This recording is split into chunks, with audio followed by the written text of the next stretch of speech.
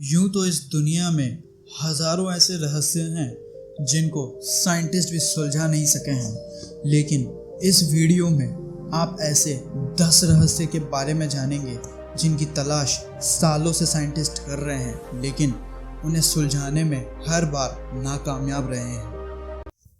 10 unsolved mysteries. Number 1। सन 1888 में London के white chapel district में अगस्त से नवंबर तक एक के बाद एक 5 महिलाओं का कत्ल हुआ था। कातिल ने 5 महिलाओं की हत्या एक तरीके से ही की थी। पुलिस ने इस हत्या को लेकर बहुत से प्रयास किए, पर कातिल का पता नहीं चल सका। अचानक से एक दिन एक अनोनिमस लेटर लोगों के बीच आया। लेटर लिखने वाले ने उस लेटर में ये लिखा था कि वो कातिल मैं ही हूँ। उसने अपना नाम उस लेटर में जैक द रिपर लिखा था। पुलिस ने छानबीन की, उसके बाद ये सामने आया कि ये लेटर झूठ था, लेकिन तब तक ये नाम जैक द रिपर पूरे लंदन में फैल चुका था और लोग कातिल को जैक द रिपर के नाम से जानने लगे थे। तमाम कोशिशों के बाद भी ये पता नहीं चल सका कि ये कातिल कौन था और इस घटना के पीछे किसका हाथ था। इस घटना के 130 साल बीत जाने के बाद भी आज भी लोग इस मिस्ट्री में काफ़ी इंटरेस्ट लेते हैं। नंबर 2। Shroud of Turin. ये एक ऐतिहासिक कपड़ा है जो कि इटली के ट्यूरिन शहर में Saint John the Baptist Church में रखा हुआ है। इस कपड़े पर एक आदमी की छवि बनी हुई है। कहा जाता है यह छवि ईसा मसीह की है। माना जाता है कि ईसा मसीह को जब सूली पर चढ़ाया जाने के बाद उन्हें दफनाने के लिए इस कपड़े का इस्तेमाल किया गया था, और इस कपड़े पर जो ये निशान है ये ईसा मसीह के शरीर के ही निशान हैं। रिसर्चर्स ने इस कपड़े की काफ़ी छानबीन करी थी, लेकिन उन्हें कुछ भी नहीं मिला, और जब इस कपड़े की कार्बनेटिंग की गई तो ये सामने आया कि ये 12वीं या 13वीं सदी का कपड़ा हो सकता है, लेकिन जीसस तो 2000 साल पहले हुए हैं। एक इटालियन फिजिस्ट ने यह कहा था कि साइंटिफिक टूल्स के ज़रिए यह साबित नहीं किया जा सकता कि ये कपड़ा जीसस का है या नहीं। रिसर्चर्स इस कपड़े को पूरा झूठ साबित करने में नाकामयाब रहे हैं, लेकिन रहस्य ये आज भी है कि ये कपड़ा कहाँ से आया, और आया तो ये किसका है। नंबर 3। क्या आप इमेजिन कर सकते हैं कि 15th सेंचुरी की पेंटिंग्स में यूएफओ दिख सकता है? यह आपको भी मजाक लग रहा होगा, है ना? लेकिन ये मजाक नहीं है, ये सच है। हिस्टोरियन ये कहते हैं कि पुराने टाइम से ही लोगों को आकाश में यूएफओ दिखते आए हैं, और उस टाइम की पेंटिंग्स में ये सब कैप्चर्ड हैं जिन्हें आज हम देख सकते हैं। उन सब में से एक इटली के पेंटर डोमेनिको ग्रिलैंडायो ने ये चीज़ साबित करी है। इन्होंने 15th सेंचुरी में एक पेंटिंग बनाई थी, उसका नाम मैडोना विथ सेंट गुआनिनो था, और इस पेंटिंग के बैकग्राउंड में आप देख सकते हैं कि एक आदमी खड़ा है जिसने अपना हाथ अपने चेहरे पर रखा है और वो आकाश की तरफ देख रहा है, और वहाँ उसे एक फ्लाइंग ऑब्जेक्ट दिख रहा है। बहुत से लोग कहते हैं कि ये आर्टिस्ट हमें बताना चाहते थे कि उस टाइम में लोग एलियंस के साथ कैसे कम्युनिकेट करते थे, और बहुत से लोग ये कहते हैं कि वो यूएफओ नहीं है, वो एक देवदूत है। हो सकता है, और इस मिस्ट्री को बकवास थ्योरी बोलते हैं, लेकिन क्या सच है क्या नहीं वो आर्टिस्ट ही जाने। लेकिन इतना तो ज़रूर है कि ये मिस्ट्रीज ऑब्जेक्ट को देखकर ये नहीं लगता कि ये कोई फरिश्ता या देवदूत है, बल्कि ये देख के ऐसा ही लगता है कि ये फ्लाइंग ऑब्जेक्ट एक यूएफओ है। आपको इसके बारे में क्या लगता है? आप नीचे कमेंट करके ज़रूर बताएं। Number 4। John F Kennedy America के सबसे चहीते प्रेसिडेंट्स में से एक थे, लेकिन 22 नवंबर 1963 को इन्हें पब्लिकली असैसिनेट कर दिया गया था। ले हार्वी और ऑसवाल्ड को जॉन एफ कैनेडी का कातिल माना जाता है, लेकिन इतना समय बीत जाने के बाद भी लोगों का ये मानना है कि जॉन एफ कैनेडी का कातिल कोई और है, क्योंकि जिस वक्त जॉन एफ कैनेडी को गोली मारी गई थी वो उनसे बहुत दूर थे। लोग कहते हैं प्रेसिडेंट का हत्यारा कोई और था और उसने गोली मारने के बाद वहाँ से चला गया होगा। लेकिन यहाँ मिस्ट्री ये है कि जब प्रेसिडेंट को गोली मारी गई थी तब वहाँ एक महिला थी जो उनकी कार के पास थी। लेकिन जब FBI ये सब चेक कर रही थी तब उन्हें ये महिला वहाँ दिखी। FBI देखती है कि उस महिला के हाथ में एक कैमरा है और वो इस घटना की तस्वीर ले रही है। बाद में उस महिला को बहुत ढूंढा जाता है लेकिन वो महिला कहीं नहीं मिलती। फिर FBI अपील करती है कि जो भी है वो सामने आए, लेकिन वो महिला कौन थी, कहाँ से आई थी, ये सब किसी को कुछ नहीं पता।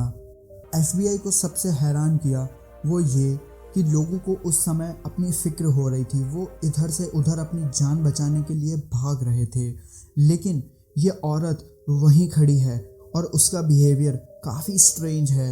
ये औरत कौन है इसका आज तक किसी को मालूम नहीं चला। ये औरत कौन है इसका आज तक किसी को मालूम नहीं चला। लेकिन इस औरत का नाम बबुश्का लेडी पड़ा क्योंकि इसने जो हेड स्कार्फ पहना था वो उस आम तौर पर रशियन ग्रैंड मदर्स पहनती हैं और रशिया में ग्रैंड मदर्स को बबुश्का कहा जाता है।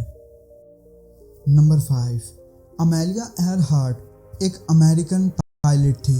वो एक पहली महिला पायलट थी जिन्होंने अकेले प्लेन में बैठकर अटलांटिक ओशियन के ऊपर से उड़ान भरी थी। उन्होंने और भी बहुत से रिकॉर्ड्स बनाए थे और अपनी जर्नी के बारे में बेस्ट सेलिंग बुक्स भी लिखी थी। लेकिन जून 1937 में अमेलिया पूरी दुनिया में उड़ान भरने का सपना देखती है और उस सपने को हकीकत करती है। लेकिन फिर जब वो इस जर्नी को शुरू करती है तो 2 जुलाई 1937 को पैसिफिक ओशियन के ऊपर से जब वो गुजरती है तब अमेलिया का प्लेन रहस्यमय तरीके से गायब हो जाता है। उसके थोड़ी देर बाद ही अमेलिया और उसके प्लेन को ढूंढने निकलते हैं। तब वो प्लेन और अमेलिया दोनों नहीं मिले और ढूंढने के बाद जब वो नहीं मिली तब 5 जनवरी 1939 को उसे मरा हुआ साबित कर दिया गया। नंबर 6, भारत की एक प्राचीन विकसित सिंधु घाटी सभ्यता एक बहुत ही एडवांस सिविलाइजेशन थी।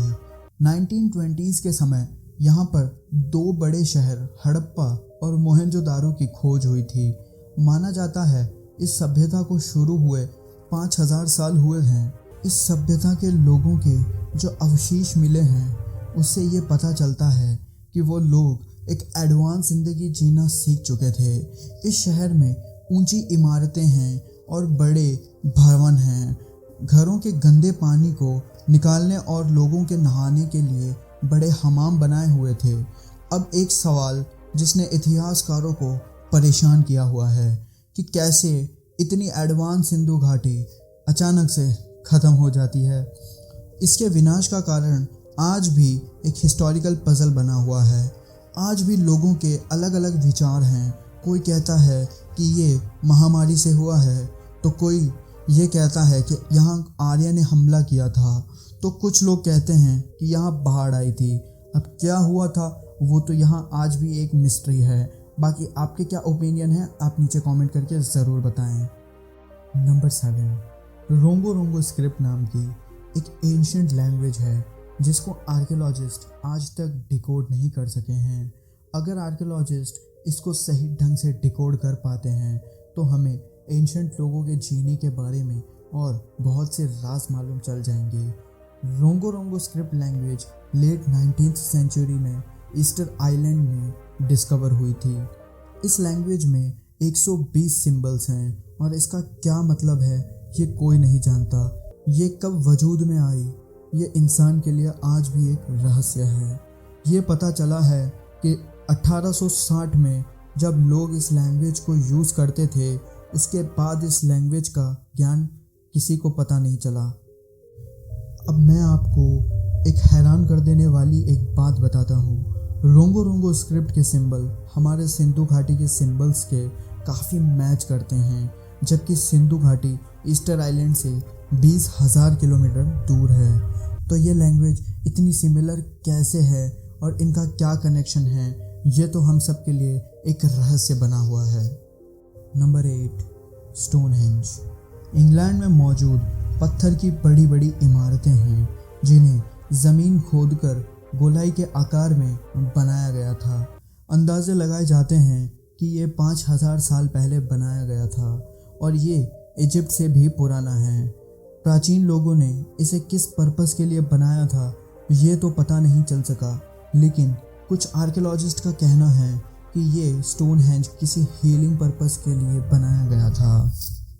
नंबर 9, इंग्लैंड में एक स्मारक है जिसका नाम शेफर्ड मॉन्यूमेंट है। इसे साल 1763 में बनाया गया था।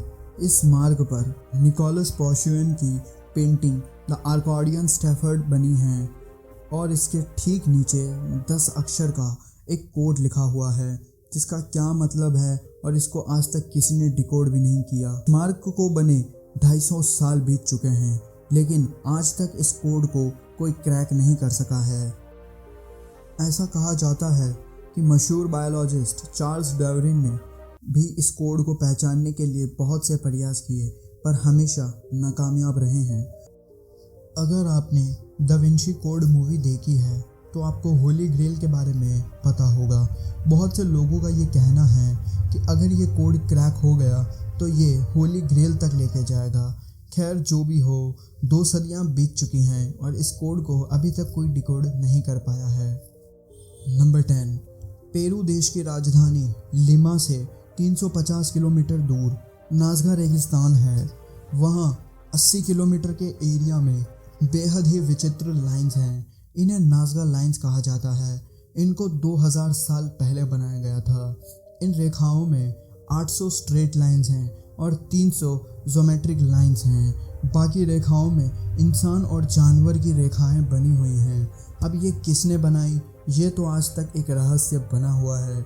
और ये कितनी बड़ी रेखाएं हैं, ये ज़मीन पर से इन्हें आप नॉर्मली देख भी नहीं सकते। इसके लिए आपको ज़मीन से 1000 फीट ऊपर जाना होगा, तब जाके आपको ये सही ढंग से दिखेगी। अब यहाँ पर ये लाइंस किसने बनाई हैं और कैसे क्यों बनाई हैं, इसका पर्पस क्या था, ये तो कोई नहीं जानता।